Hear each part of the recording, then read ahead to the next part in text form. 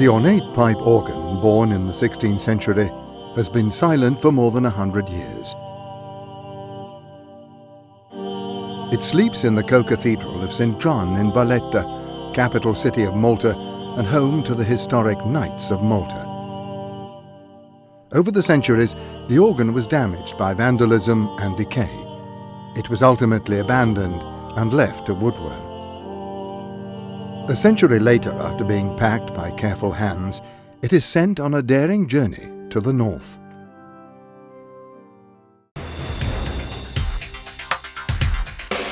Padua, Italy, that most modern of medieval cities. Inside the ancient walls we find the town tribunal and the Basilica of St. Anthony. Also in Padua is the key to the reawakening of the Co-cathedral's historic organ, Fratelli Ruffatti, Ruffatti brothers, organ builders with a heritage that dates back to the 1500s and a speciality in restoring historic pipe organs. The executive coordinator of the Valletta rehabilitation project and experts from the Italian Ministry of Culture agree that the organ is in itself a monument. They consult Ruffatti about restoration possibilities.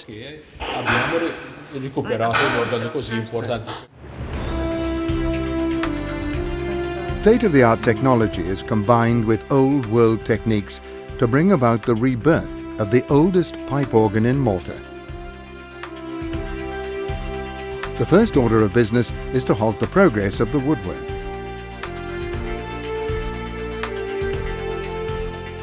To accomplish this, all of the existing wood is brought together and sealed in a thermoplastic envelope. The air is removed and replaced with ozone. It will remain in this computer-controlled and monitored environment for 1 month.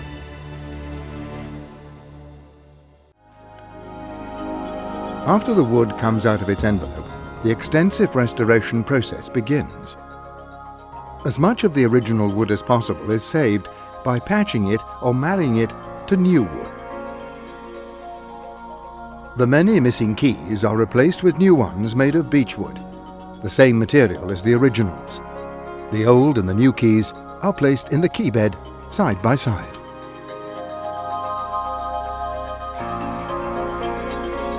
Three of the key covers are still intact.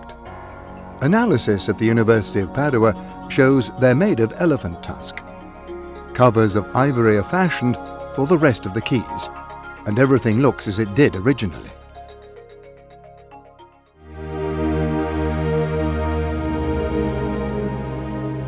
The 8-note pedal board, although not original, was added in the 17th century. Parts that have worn away are filled in, and it is restored with the rest of the instrument.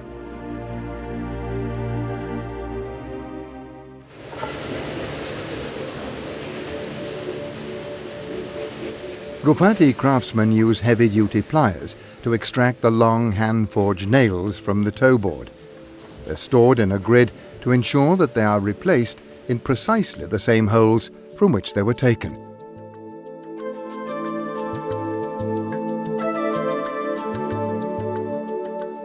Over the centuries, pieces of wood have broken away or splintered from the toe board. The pieces are brushed with an organic hot glue, typical of the period, and reattached. Smaller pieces are held in place by paper splints. The splints will be removed when the glue is dry. The chest is taken apart to reveal the pallets. These particular pallets are unusual in that they open sideways rather than being hinged from the back. The pallets are removed from the chest and placed in order. The 500-year-old leathers are replaced with new organically tanned leather, similar to that which was used in the original installation. New leather seals are cut for the pallet box. The edges are glued together and the small cones are placed over a mandrel where they're hand-sewn to reinforce the seal. The seals are put into place around the pallet wires.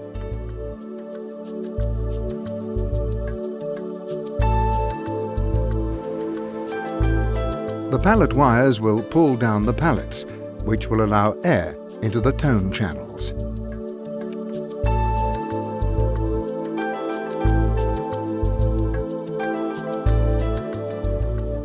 The pallets with their new leathers are re-glued into place, each one over the same opening from which it was removed. The leathers are groomed and adjusted to make sure the pallets seal tightly against the wind chest.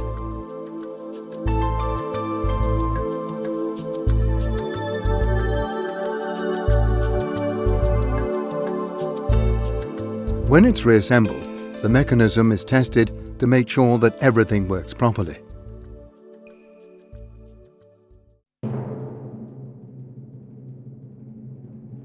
The metal pipes in the facade have survived, but their decay is extensive.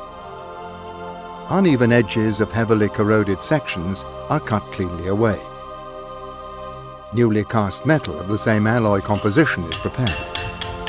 Testing at the University of Bologna has determined the metal composition of these pipes to be mostly tin, with a small percentage of lead and traces of copper. The newly cast metal pieces are placed under the missing areas, and patches are traced, cut out, beveled, and soldered into place.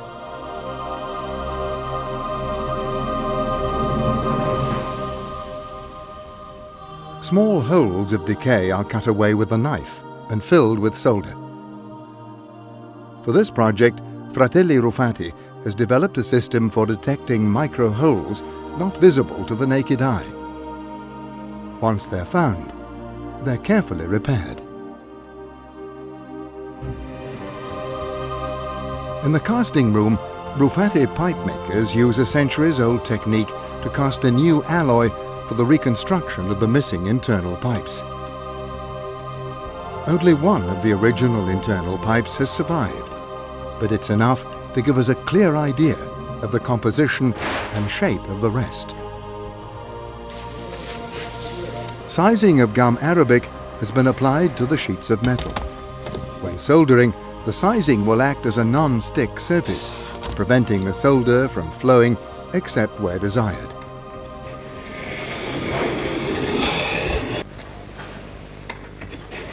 The metal is measured and cut to the specific size for each replacement pipe resonator.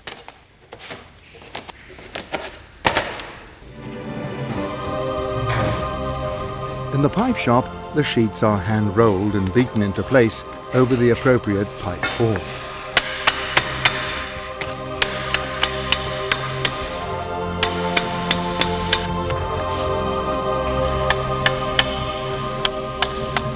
The shape is checked for symmetry. Then, a single seam of solder will join the edges into a cylinder.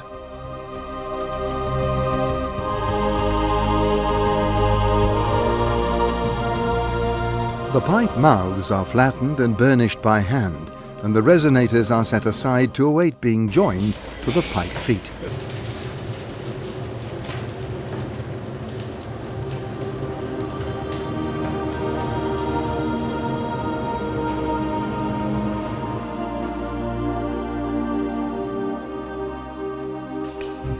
The conical pipe feet have been painted with gum arabic in preparation for soldering.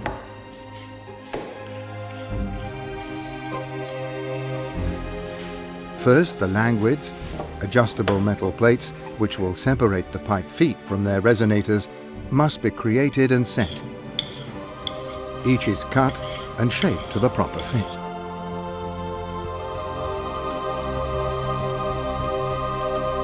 The languids are beveled, then soldered to the pipe feet, leaving a narrow, slotted opening at the pipe mouth.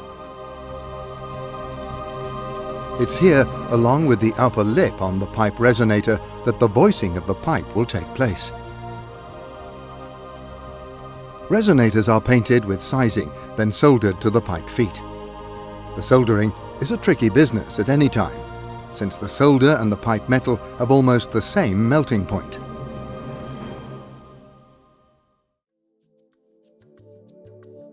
The bellows of the organ are truly archaic, in that they are made without ribs, using thick cow skins. The cow skin is in poor condition and must be patched. Ruffatti will repair and preserve the cowskin, but it will never be airtight.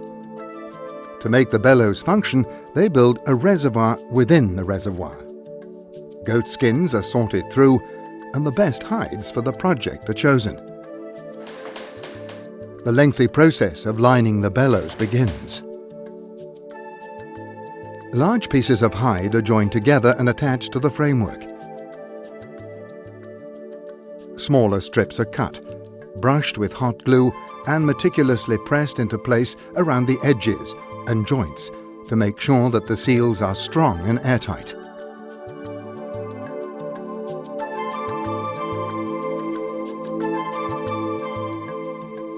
This is the type of heavy-duty bellows that was used in medieval forges for creating the high temperatures needed to melt metals. It's interesting to see it used for the winding of a musical instrument. Finally, the reconstructed bellows stand again in their places. As has been the case with the wood, pipes and leather, there's patching and replacing to be done in the metal structure. Pieces which are broken off are fitted and welded back together.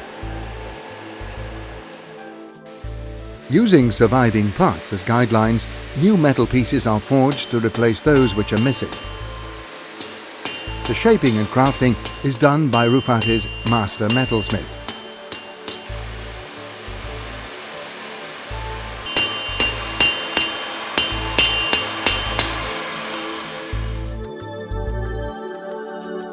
The rollers are part of the mechanical linkage between the key and the pipe. Most of them are missing, and as always, replacement parts are made from the same material as the originals. The tradition in Sicily, where the instrument was most likely built, was to make rollers of wood instead of metal. New rollers of spruce are shaped, fitted with roller arms, then pinned into place. Freedom of movement is essential.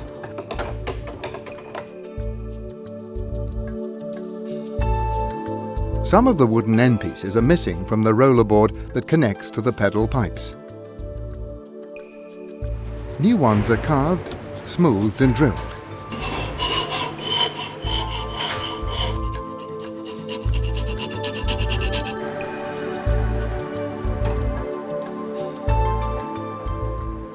The end pieces are hot glued into place. As on the main roller board, these rollers are pinned into the end pieces and tested for ease of movement.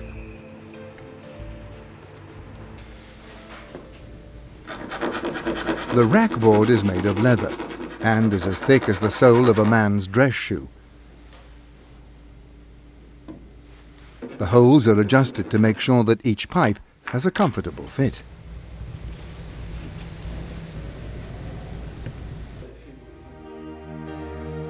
Finally, the last of the interior pipes on the main chest is set carefully into place.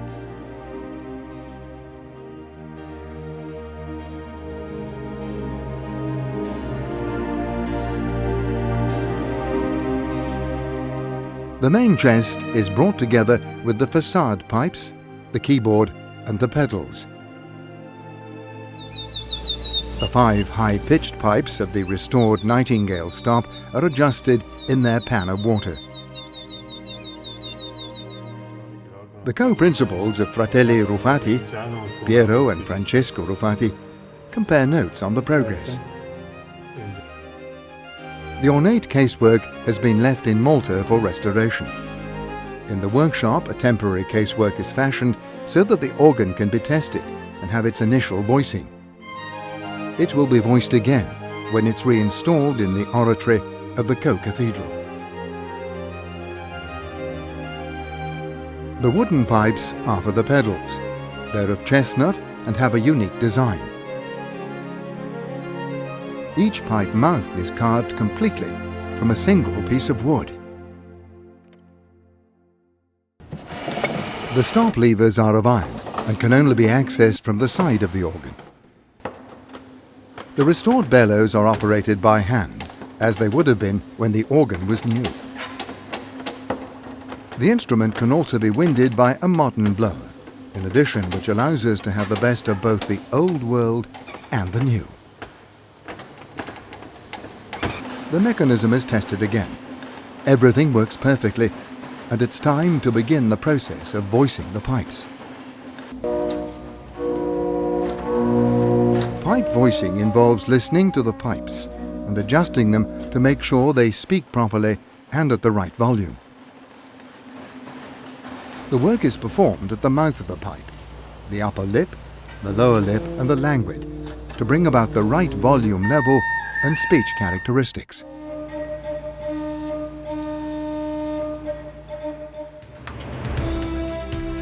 What initially seemed impossible has been brought to a triumphant completion by the master craftsmen at Fratelli Ruffatti. The organ has been truly restored to its original form and character.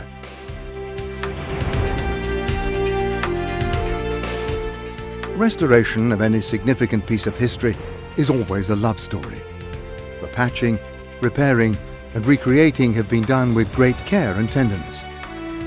As a result, the historic value of Malta's oldest pipe organ has increased 1,000-fold. Here in the 21st century, we can see, play and hear what this instrument sounded like when it was new, an invaluable gift to the modern world.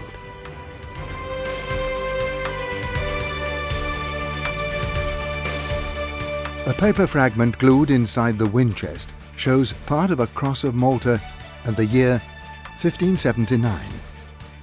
Nearby is another, restored in the year 2005 by Fratelli Ruffatti. The jewel is reborn.